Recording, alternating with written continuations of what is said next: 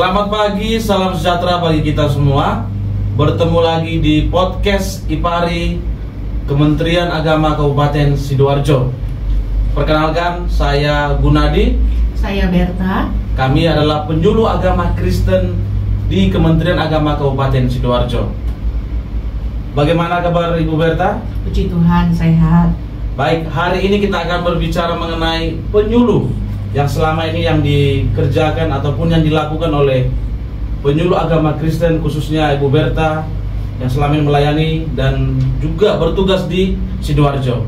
Kalau boleh tahu nih Bu Berta ini bersama dengan teman-teman penyuluh agama Kristen di Sidoarjo, biasanya itu melakukan pembinaannya itu di mana saja ini? Iya, puji Tuhan, kehadiran kami di kantor Kementerian Agama Kabupaten Sidoarjo, kami hadir, kami melayani, kami menyuluh di panti asuhan, ya, lalu ada di panti ODGJ, orang dengan gangguan kejiwaan, lalu ada di panti Werda, panti jompo, ya, lalu ada juga di sekolah-sekolah, baik dari tingkat SD, SMP, SMA sampai kepada universitas, ya. Kita bersyukur bahwa kehadiran kita boleh menjadi berkat lewat penyuluhan kita, lewat keberadaan kita, kehadiran kita sungguh boleh membawa dan menolong akan adanya kedamaian, ketenangan, kerukunan, ya, yang ada di Sidoarjo. Selama melakukan pembinaan di Sidoarjo ini, materi-materi yang disampaikan apa saja ini bentuknya? Iya, materi-materi yang kita sampaikan selama ini, saya dan bersama dengan teman-teman itu ada beragam, ya. Ada tentang etika Kristen, ada tentang keluarga, ya, lalu tentang pernikahan juga ada. Kalau di panti asuhan itu kita membawa anak-anak yang ada di panti asuhan untuk mereka punya semangat, ya, punya kekuatan, ya, walaupun mereka sebagai anak-anak yang mungkin dalam kehidupan mereka mungkin tidak ada ayah, tidak ada ibu, tetapi mereka punya tetap semangat, ya, untuk menjalani kehidupan. Lalu yang paling penting juga ada moderasi beragama, itu yang kita terapkan, kita sosialisasikan di sekolah-sekolah dari sejak dini. Kita sudah mengajarkan tentang pentingnya kerukunan beragama, pentingnya toleransi, pentingnya hidup berdamai dengan semua orang. Sehingga dengan hadirnya kita menjadi penyuluh-penyuluh di sekolah juga, kita juga berharap bahwa anak-anak kita ke depannya mereka menjadi manusia-manusia yang penuh dengan toleransi dan penuh dengan kedamaian. Selama ini ketika melakukan pembinaan di Sidoarjo, kira-kira tantangan apa yang Ibu Berta bersama dengan teman-teman yang mungkin yang dihadapi atau dialami ketika melakukan pembinaan, menyampaikan materi?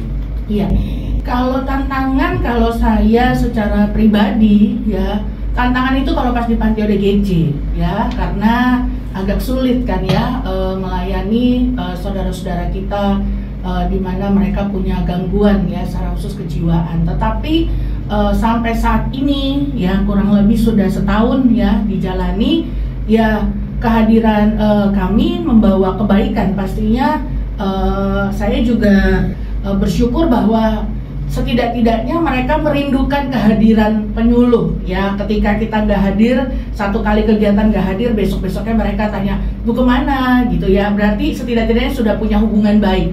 Itu saja dulu yang dibangun untuk menuju kepada yang lebih baik lagi, secara khusus untuk saudara-saudara kita yang di panti ODGJ. Kalau saya, tantangan saya cuma itu aja sih di panti ODGJ. Kalau yang lainnya belum ada tantangan yang berarti, masih bisa dihadapi, masih bisa ada solusi. Wow, menarik ya. Untuk ODGJ itu saya kira cukup sulit, ya, menyampaikan materi, bagaimana mereka bisa menerima pesan dan mereka mengerti apa yang Ibu sampaikan begitu. Nah, kalau boleh tahu nih, di penyuluh agama Kristen, kira-kira materi-materi yang disampaikan itu apakah sudah ada panduan atau batasan yang ditetapkan? Iya, puji Tuhan lagi, ya, untuk kita menyampaikan materi itu sudah ada bukunya, sudah ada kurikulumnya, ya, yang sudah dibukukan. Kurikulum yang sudah dibukukan menjadi pegangan bagi kami sebagai penyuluh agama Kristen. Sehingga walaupun mungkin kami bisa eksplor sedikit-sedikit dari kurikulum yang ada, setidak-tidaknya sudah ada pegangan, sudah ada patron, ya, sudah ada yang menjadi panduan untuk kita memberikan penyuluhan. Ya puji Tuhan dari pemikir-pemikir, penyuluh-penyuluh agama Kristen yang senior sudah membukukan buku ini sehingga sangat menolong bagi kami penyuluh-penyuluh yang ada untuk menyampaikan materi penyuluhan. Nah, wah berarti sudah ada ketetapan ya untuk materi-materinya, dan artinya begini, materi-materi yang disampaikan oleh penyuluh agama Kristen ini tidak boleh keluar dari buku panduan itu ya, begitu ya? Iya, kurang lebihnya seperti itu. Tetapi saya yakin bahwa walaupun kita sudah punya panduan, sudah ada materi, kita bisa mengeksplor, tetapi tidak keluar dari yang sudah ditetapkan. Gitu. Kita bisa eksplor materi-materi yang berkaitan gitu dengan apa yang sudah ditetapkan di kurikulum penyuluh agama Kristen. Wow. Nah, ini yang perlu saya tanyakan. Ketika para penyuluh, teman-teman penyuluh agama Kristen di Sidoarjo ini, yang sering kali digunakan itu metodenya menyampaikan materi itu seperti apa? Metode yang digunakan, apakah ceramah atau bentuk menggunakan multimedia atau seperti apa? Iya, bermacam-macam yang bisa kita lakukan, dilihat dari audiensinya, dilihat dari sasaran tempat penyuluhannya. Kalau di panti ODGJ itu ya harus ada ice breakingnya, harus dengan bersuara yang keras ya. Walaupun dengan ceramah kita nggak bisa lama-lama menyampaikan materi ya. Yang penting ketika kita menyampaikan 1-2 buah firman Tuhan ya, lalu penjelasan sedikit ya, pastinya itu bisa masuk buat mereka. Kalau untuk di sekolah-sekolah bisa lewat permainan ya, bisa lewat multimedia ya. Kalaupun ceramah itu pastinya tidak sesering-sering pakai ceramah, karena namanya anak-anak sekolah sudah biasa diceramai sama guru-gurunya ya. Jangan sampai kita penyuluh juga hadir juga dengan ceramah-ceramah saja, tetapi ya harus ada ice breaking sih supaya bisa melunakkan suasana dan bisa menyampaikan materi yang kita bawakan untuk penyuluhan itu bisa juga diterima sama mereka dengan santai pastinya, walaupun itu sesuatu yang serius. Wow, berarti artinya begini, penyuluh itu harus kreatif begitu ya? Betul. Harus kreatif, inovatif begitu ya? Betul. Dan tidak boleh stagnan ataupun ya monoton. Ya, dan jangan lupa harus melihat sasaran penyuluhnya, tempatnya, komunitasnya, audiensinya. Jangan sampai kita menyampaikan penyuluhan tapi nggak tahu audiensinya seperti apa sih gitu, sehingga materi yang disampaikan jadinya nggak tepat gitu, atau materi yang disampaikan nggak bisa diterima sama mereka. Oke. Nah ini tadi kan disebutkan nih untuk tempat-tempat pembinaan para teman-teman penyuluh agama Kristen ya. Ada di ODGJ, ada di panti asuhan, mahasiswa kan begitu. Nah kalau boleh tahu bagaimana teman-teman penyuluh agama Kristen ini bisa masuk di komunitas-komunitas tersebut? Pendekatannya bagaimana? Iya, pastinya pertama kita cari data dulu kan. Ada berapa panti asuhan Kristen yang ada di Sidoarjo? Ada panti ODGJ kah? Ada panti Jompo kah? Panti Werda kah? Kalau untuk masuk di sekolah lewat guru-guru agama Kristen gitu. Kita masuk di penjara itu juga kita ada masuk di penjara ya, ada di penjara di Porong sama di Medaeng.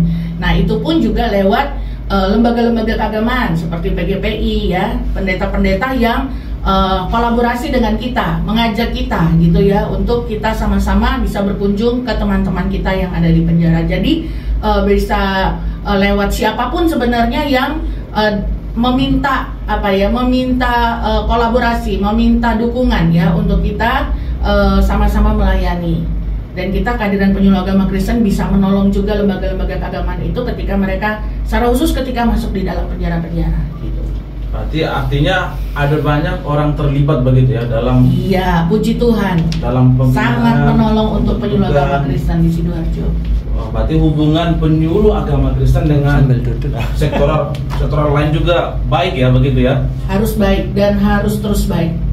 Wah, berarti artinya keberadaan penyuluh agama Kristen di Sidoarjo ini sangat apa ya bisa dikatakan bermanfaat keberadaannya, kehadirannya. Oke, nah ini yang terakhir, mungkin terakhir ya, yang perlu saya tanyakan kepada teman-teman penyuluh agama Kristen di Sidoarjo ini, harapannya. Nah ini penting ini, kita harus punya harapannya begitu. Harapannya di Kabupaten Sidoarjo sebagai penyuluh Artinya kan penyuluh adalah garda terdepan. Kira-kira apa harapannya nih?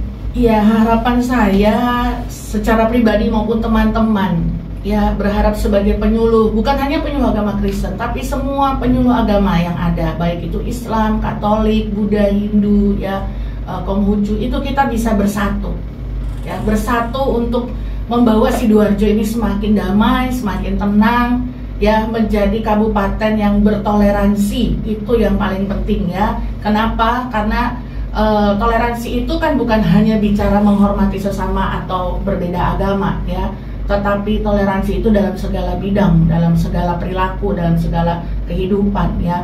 Saya cuma itu aja harapan saya, Sidoarjo ini damai, Sidoarjo tenang, Sidoarjo penuh dengan toleransi, sehingga teman-teman yang cari uang gitu ya yang bekerja ya, ketika kotanya tenang kan juga tenang juga cari nafkahnya ya. Kita pun juga bekerja di pemerintahan, kalau kota kita tenang, kota kita damai, juga senang gitu, juga bahagia gitu. Jadi kerinduan saya bersama dengan teman-teman penyuluh agama Kristen Sidoarjo, semakin bersatulah kita gitu ya dengan penyuluh agama-agama yang lain, semakin bersatulah kita, semakin karena apa? Toleransi dimulai dari kita, dari penyuluh dulu gitu. Kita menyampaikan materi, tapi kalau di dalam kita nggak ada toleransi satu sama lain, itu sulit menurut saya.